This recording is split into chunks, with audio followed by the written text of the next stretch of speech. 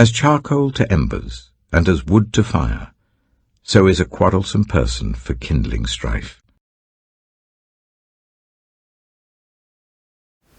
I don't know about you, but I love a good bonfire.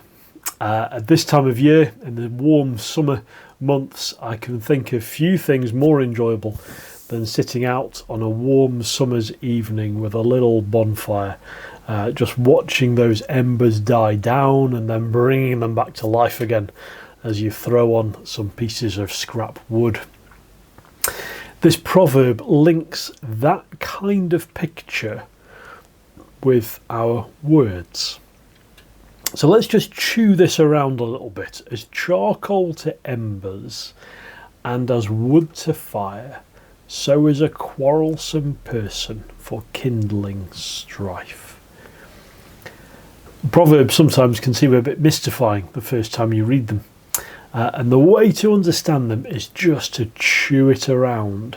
Just let the words flow around your mouth a while. Not to try and rush into it. It just takes some time just to meditate on those words. Imagine having a gobstopper in your mouth, and you have to chew it around for an hour or two, don't you, to get the full flavour of it. Same with Proverbs. You just have to take your time and chew them around a while.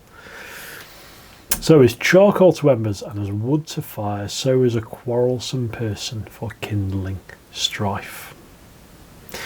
We can do that with our words, can't we? We can take a tiny fire that was really just embers that was going out, and we can stoke that fire and we can make it into a great big intense fire. We can make something that was nothing into something big and dangerous. How do you do that? By being quarrelsome, by being that person that makes an argument out of nothing. But in all honesty, haven't we all done that? With our spouses, with our children, made an argument out of nothing, an unnecessary argument. With work colleagues maybe, and we've just wanted to have our say, we've just wanted to prove a point, we've just wanted to make ourselves look clever, and the result has been a great big fire. Only it's not fire that we create with our words, is it? The proverb says a quarrelsome person kindles strife.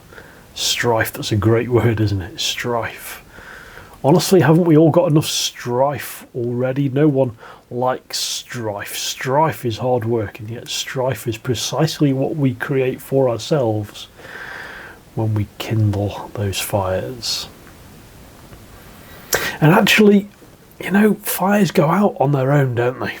If they're not kindled, if you don't add fuel to them, they just burn themselves out. And that's the daft thing about so many arguments, isn't it?